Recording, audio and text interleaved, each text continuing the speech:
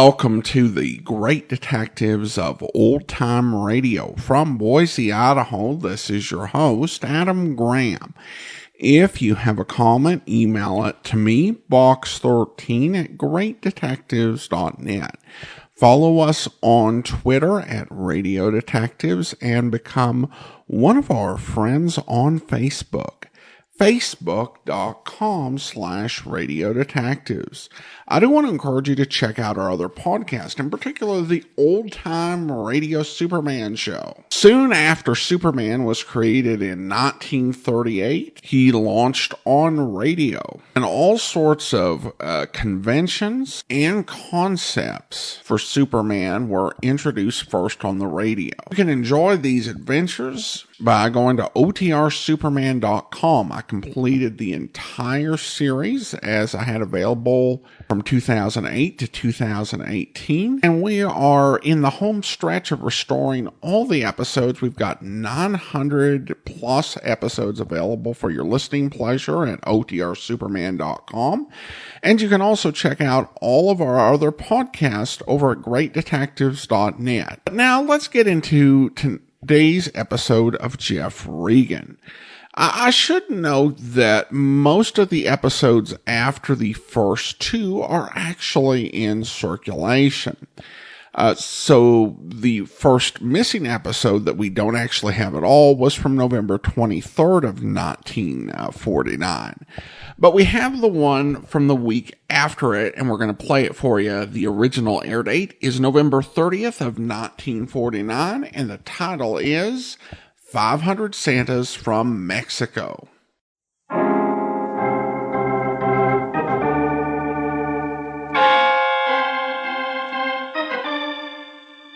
My name's Regan. I work for Anthony J. Lyon, International Detective Bureau. They call me the Lion's Eye.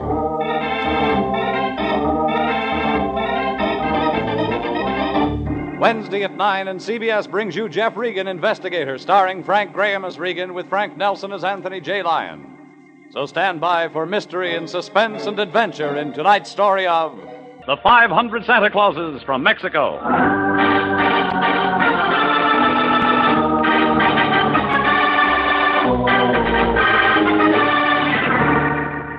Like my boss, the Lion, said, it got you into the Christmas spirit early, all those Santa Clauses. But what it got Judd Brown into was the morgue. Judd Brown was the 6-foot-tall part-time Santa Claus from Jensen's department store. What got him into the morgue was one of those 6-inch-tall Santa Clauses from Mexico. Well, the thing teed off for me when I walked into the Lion's office. He was looking at somebody's picture. From the way he was leering, I could tell it wasn't Gorgeous George. Oh, hello, Jeffrey. You're just in time to meet our new client, Lorna Lee Lovely. Yeah? Yes, here in this picture. Lorna Lee Lovely.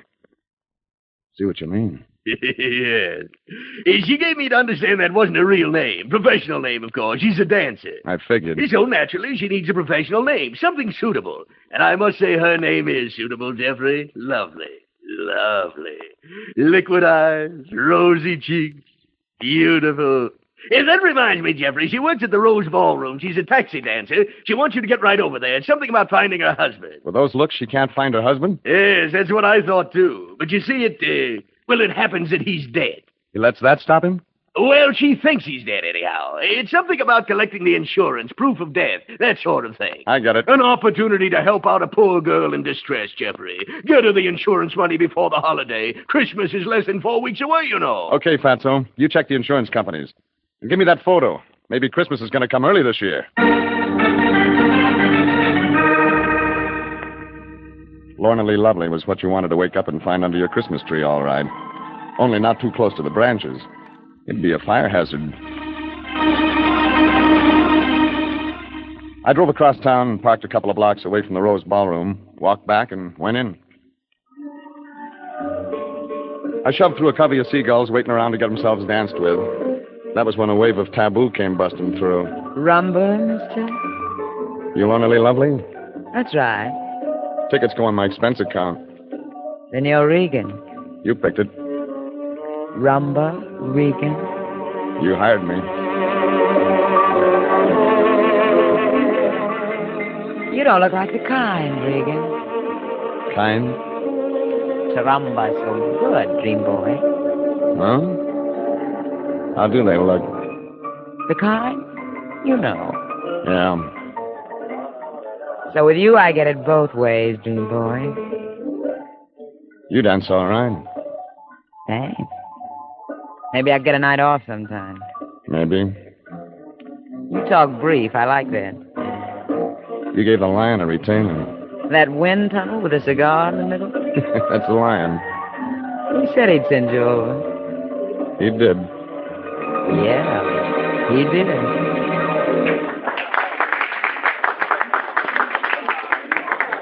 What do I do, lady, for the $50? I'm looking for a husband. For $50? There's 100 more in it if you find him dead. Dead. Dead. Dance, Regan? I used my ticket. It's on the house. No, thanks. I'll see you around. Oh, wait a minute, Regan. I'm not hiring a gun. He's dead already. Well, then we can talk. Over here. Manager's office. Won't he object? He's not here. He hates the noise. This way.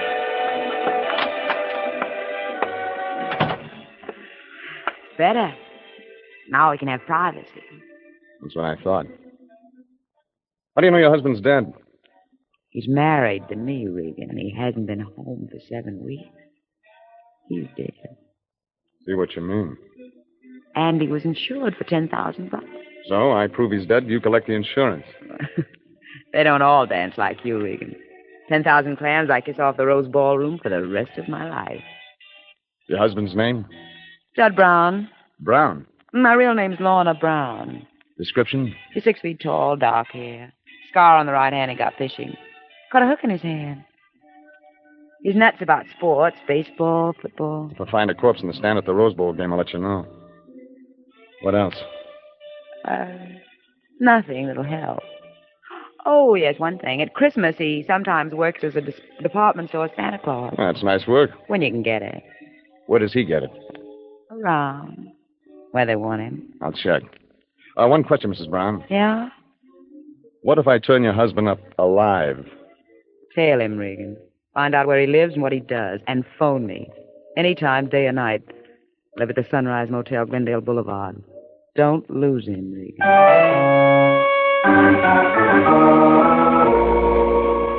From the way the green ice lit up in her eyes when she said that, it figured her husband wasn't so dead. It also figured he wouldn't be easy to find. I turned her back over to the Dime Struggle crowd and headed for my car. There was an alley led down behind some Chinese chop suey joints. It was a shortcut. My mistake was I turned into it because a guy turned right after me. I ducked around a corner and waited. Pretty soon his steps came up. Then his shadow. And that was when I grabbed him. Oh, what? What do you think you're tailing? Let go of me. Let go of Can I me. get some answers? No. Don't kill me. Let go. Who's going to kill you? Hold still. No. Oh, you're just a kid. I wasn't doing anything. You were tailing me. Well, yes, I wasn't. Why? But, Why? Because I saw you with that girl. Girl? The taxi dancer in the Rose Ballroom. I watched you through the glass doors. I didn't dare go in. Wait a minute. Let me see your right hand. Why? Let me see it. What do you want with me? Fishhook scar. What? 6 feet tall, dark hair. You're Judd Brown. Yes, what have I done? Well, your wife says you're dead. Wife? Lorna Lee Brown, alias Lorna Lee Lovely. But I'm not married to her. I never saw her till this week. Yeah, and you hate sports. I haven't time for them. I'm studying to be a chiropodist. Sure. At Joshua Addison College of Pedal Care and Cure in Eagle Rock. I haven't time for anything but people's feet. And right now, being Santa Claus. Give me that again. Being Santa Claus. The department store Santa Claus at Jensen's downtown store. Well, that checks anyway. Checks? Oh, look, I don't understand this. You aren't one of them, are you? I'm Regan, International Detective Girl. A detective? Oh, then maybe you can help me. I think they meant to kill me. They? Yes. You better give it to me from the top. Well, last Friday, I went to work at Jensen's weekends. As Santa Claus? I needed the extra money. Go on. I worked Friday and Saturday, and then Sunday I studied at the college library on the tibiotarsal articulation in digitigrade animals. Get to Monday. Well, Monday, that was the first time I saw her following me. Lorna Lee Lovely? Yes. Then that same night when I was leaving the Metatarsal Foundation, somebody grabbed me in the dark. Who? I don't know, but I fought and I got loose. At first I thought it might just be a holdup. Something change your mind? Yes. Tuesday, somebody tried to break into my room at the boarding house, so I moved out Wednesday. And hid out. Yes, Mr. Regan, I moved into the new Canton Hotel, and I didn't come out till tonight. Yeah, but you knew exactly where to find Lorna Lee Lovely. Well, yes, I saw her picture in the Rose Ballroom advertisement in the Examiner. I thought that if I hung around and she didn't see me, I might find out why she was following. Mr. Regan, behind you, look out! I turned too late and got one alongside of the head. I thought I was seeing light from the naked bulb at the end of the alley, but the light began to spread like an orange bruise. Then a fist the size of a pillow drifted up. I couldn't see anything else. I rested my chin on the pillow. I shouldn't have done that.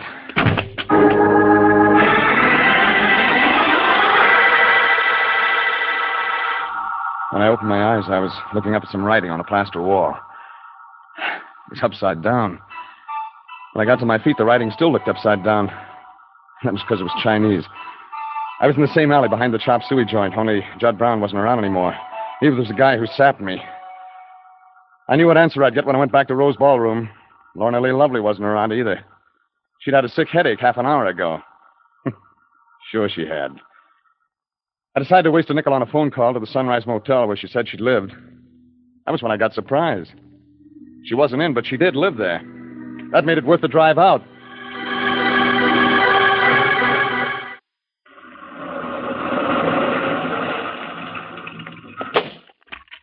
Help you, mister?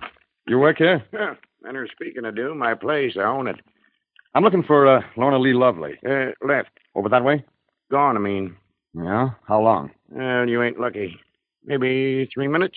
Checked out. Left no address? Left no address. She alone? You ask questions, mister. I like answers. Maybe you're a cop. Private style.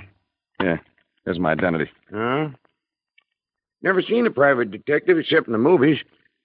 Well, what can I do you for? Let's have a look where Lorna Lee Lovely lived. Oh, that cottage over there. This way. Mind the grass there. Don't grow good out here in California. No rain. Never no rain. Just smog. Gets in your eyes. All that. Smog commissioners. Yeah. Look. Anybody ever come over to see her, Thorne? Oh, one guy. Walrus. Me and the old lady called him. Big guy. Black eyes.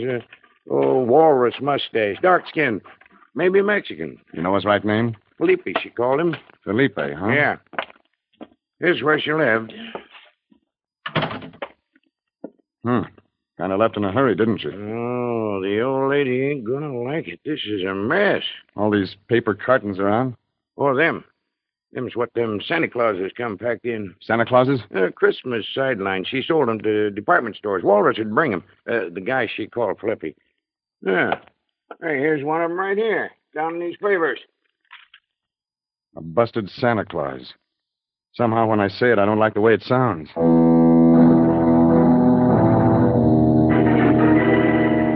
All of a sudden, I was awful anxious to visit Toyland at Jensen's department store. I did. It was Friday night, so they were open. But Judd Brown, part-time Santa Claus, hadn't showed up.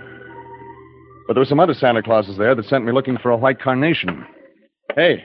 Yes, sir? You the floor walker? Yes, sir. May I assist you, sir? What about these things? Oh, yes, the little pottery Santa Clauses. You'd like one, sir, to brighten hearth and home for the coming Yule season? Maybe. I saw one of them a little while ago. You know where they came from? Why, yes, Mexico, La Paz in Lower California. You got any broken ones? Well, now, it's a very queer thing that you should ask that. Why? Because somebody else came here and asked exactly the same question. Don't tell me. Tall, good looker, green eyes. About 30. Why, yes. How could you know that? It figures. Name? Lorna Lee Lovely. Well, I don't know about that. The Santa Clauses are imported by the La Paz Importing Company, small importers. We took 500 on consignment. She merely said she was a representative of the La Paz Company. Sure. Just a moment, sir. I don't know that I should discuss this with you. Oh. Here's my identification. What was the connection between Judd Brown and these Santa Clauses from Mexico? The broken Santa Claus. Go on. Well, last Friday, a week ago today, Brown noticed that one of these little Santa Claus sets was damaged. Naturally, Jensen's does not sell damaged goods. So you gave it to Judd Brown? As a matter of fact, I did. Going through the proper channels, of course.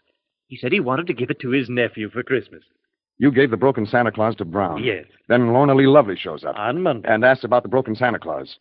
You tell her you give it to Judd Brown. Yes, that's what I did. Yeah, it's an inside bet that the next question she asked was, how do I find Judd Brown? Exactly. I didn't tell her. So she went to the personnel department after she left me and asked questions about Mr. Brown. Now, Brown has disappeared. Jensen's Toyland is without a Santa Claus. If there's anything you can do to help I'll see what I can dig up.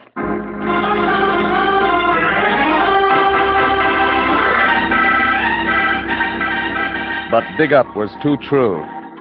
I got down to the street in front of Jensen's store, and the late editions of the papers had hit the stands. They had a big story, front page, colorful. A broken Santa Claus had been found on the railroad tracks near Union Station. Only this Santa Claus was real. Or used to be. You guessed it, Judd Brown.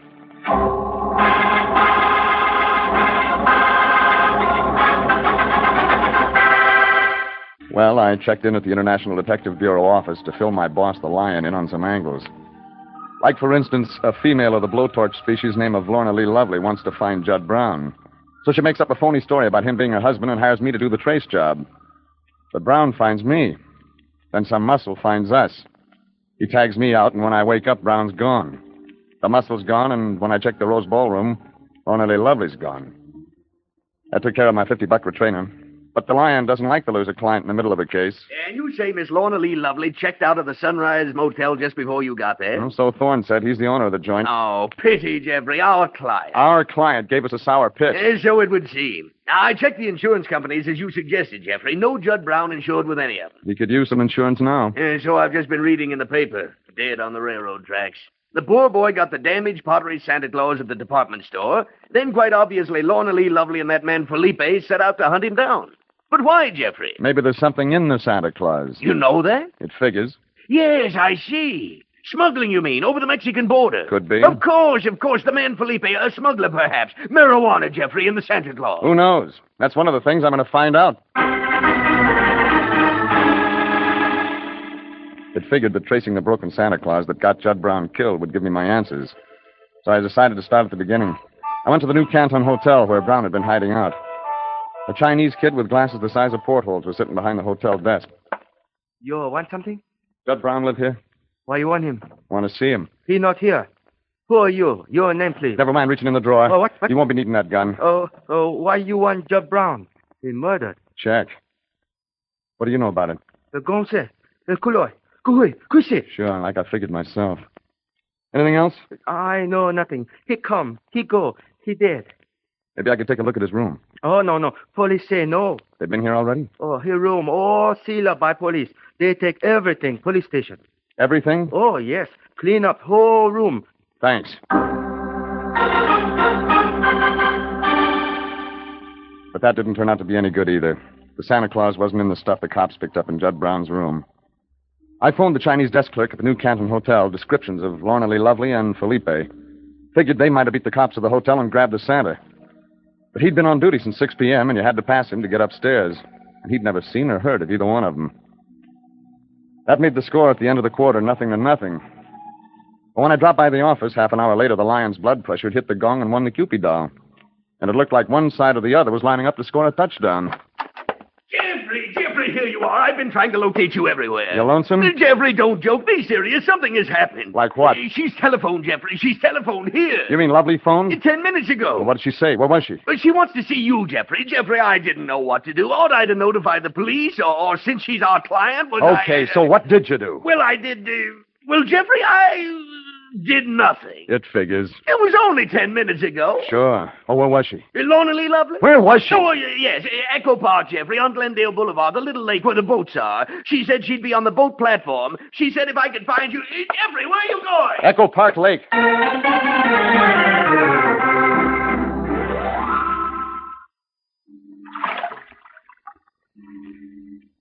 Need both hands to paddle, dream boy? Maybe I do. Maybe you don't. Dream boy, you do everything so good. Thanks, Regan. Why are we here, baby? On the lake? Talk, nobody can see us. Like the law? Sure, that's right. You want to talk business? Got another dead husband you want a tail job on? So I lied to you. You killed Judd Brown? Felipe. Tailed him and you to the alley past the Rose Ballroom. Got scared maybe Brown could identify him. So... Yeah. Dream boy.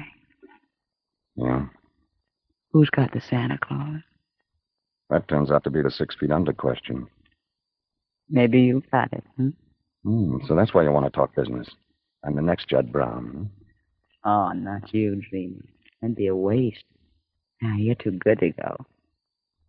I was thinking partners. I got a lot. Yeah. What have I got? Regan, you've got the Santa Claus. Sorry, baby, not my line of work. Change your line. You like big dough? You seen the guy who doesn't? Okay, bring me the Santa Claus. Sorry, baby. Sorry, Regan. It could have been nice. Put that gun back in your purse. Where's the Santa Claus, Regan? I want it real bad. Sure. Those pearls would look good around your neck. How'd you get that? But there were pearls in the Santa Claus? You just told me. You're a wise guy, Regan. Thanks. So there are pearls in the Santa Claus. The lion figured it was marijuana, but it was just one Santa Claus you were after, sister. There wouldn't be enough marijuana and one to be worth the trouble. What comes from La Paz that's worth a lot of dough? Pearls, baby. I figured pearls. Now, do you want to go partners? There were 12 Santa Clauses that had pearls in that shipment of 500. A match string worth $60,000, Regan. The broken Santa Clauses had the pearls. They weren't ever supposed to get into the store, but one got away. And Judd Brown got it. And now you've got it. Maybe not. Who else? Think fast, Regan. I'm not scared to shoot. Nobody'd hear the shot. Backfire from the traffic. That's what they'd think. Sure they would. I shove you over the side of the canoe. It's dark. Nobody sees there. We're going back to the dock. I'll shoot, Regan. You won't get me. I'm in too deep. I'll shoot. That wouldn't get you your Santa Claus even if I had it. I'll shoot, Regan. Okay, shoot. Regan, you stinking rat. Okay, give me that gun. No, you... Give me it. Oh, look out, the canoe's sinking. Look out. Oh, Regan. Regan, help. Help me. I'm drowning, Regan. I'm drowning. What's the matter, baby? Help me. I'm drowning. In 4 feet of water? Put your feet on the bottom. You're not in as deep as you think you are. You loud. But you're in deep enough. Felipe's accomplice in the murder of Judd Brown. Come on, baby. You're going to jail to dry off.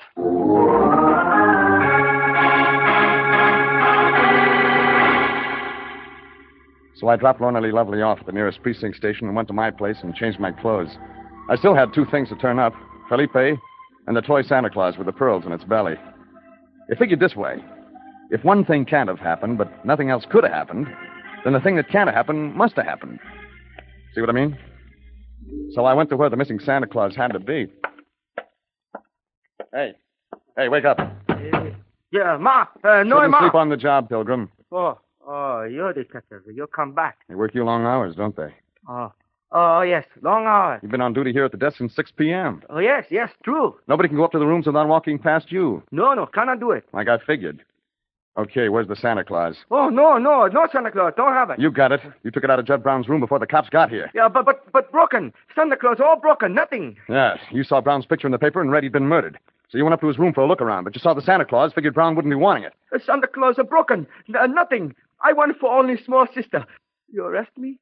Nobody's going to arrest you, because you're right. It is broken. When you say it's nothing, nope, that doesn't figure.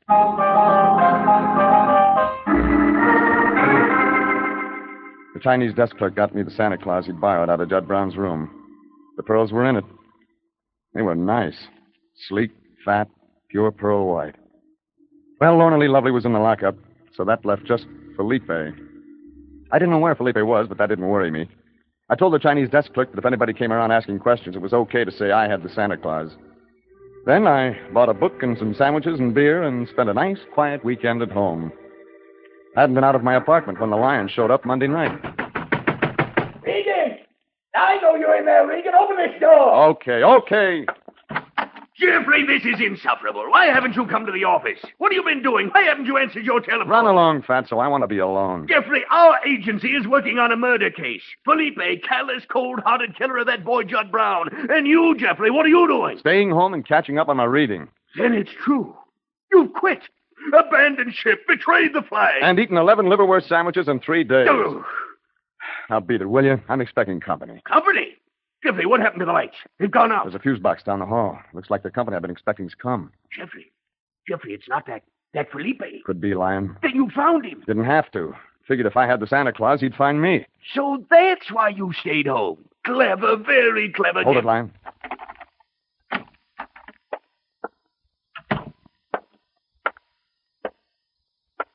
Who's that? Stay still, Lion. Who's there? Look out, Jeffrey! I got him! He was a blacker shape in the blackness of the room. He shot twice at where he thought I was, but he was wild in the dark, and I closed on him. The gun went off again when I got his arm. Again. And then I had him around the shoulders and we went down. This is for that sap you gave me in the alley, Buster. And this was one's on the house. Jeffrey, that's enough. Yeah. Hey, Lion, there's a flashlight on the table in front of the window. Get it, will you? Certainly, Jeffrey. And you.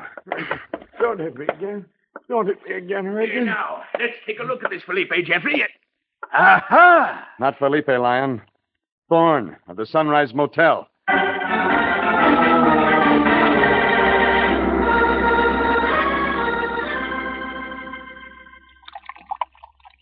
Yeah. Have a glass, Jeffrey? No, thanks. You know, ever since I've had this mountain spring water dispenser put into the office, I've been feeling better and better. Oh, splendid for the health. Or perhaps I feel good because of the way we solved the Santa Claus case. The way we solved it? Thanks, Fatso. So that Sunrise Motel man Thorne was Lorna Lee Lovely's partner and the murderer of Judd Brown after all. That's right. Felipe was just a name he made up. And then she followed his lead. The non-existent suspect. The police, the gentlemen of the press, searching 3 days for an inhabitant of the kingdom of Macomacum. Give me that again. In the kingdom of Macomacum. What does it mean? I don't know, Jeffrey. I don't know. I believe I heard the expression somewhere. Wind tunnel with a cigar in the middle. What's that mean? I don't know, Fatso. Just an expression I heard somewhere.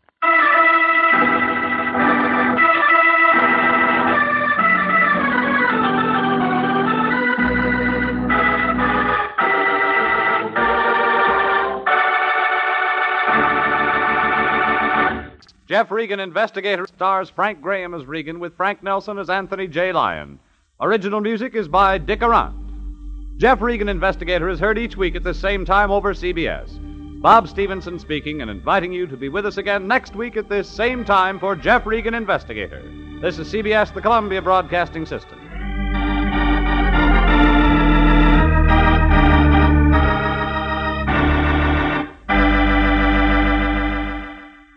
Welcome back.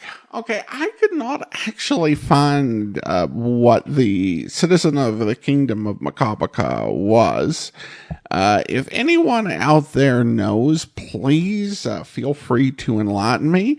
Though I did like the description of the lion as a wind tunnel with a cigar in the middle. That is definitely apt. All right, well, listener comments and feedback now, and we have a couple of comments regarding the Sherlock Holmes episode we played recently regarding Death at Stonehenge.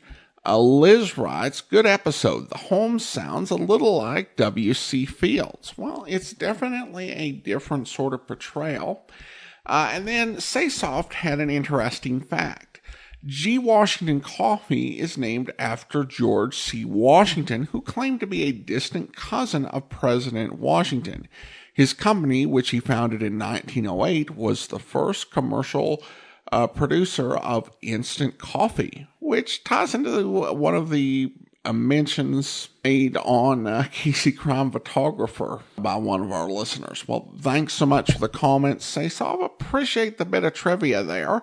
And now I want to go ahead and thank our Patreon supporter of the day. Thank you to Sergey, Patreon supporter since May of 2020, currently supporting us at the Shamus level of $4 or more per month. Again, thanks so much for your support. That will do it for today. If you do enjoy this podcast, please rate and review it in the podcast store you download us from. We'll be back next week with another previously uncirculated episode of Jeff Regan. Coming up tomorrow, though, listen for The Man Called X, where... Talk, you pig! I said talk, Rubira! Talk! No, I will tell you nothing. You will tell us who else knows of your suspicions, or we will... Carlos. It is enough. But, Senor Jimenez... If he will not talk, he will not talk. Not to you, Jimenez. Not to a traitor to Puerto Rico. To the United States. You are quite right, amigo. You will not talk to Pedro Jimenez. Nor to anyone else.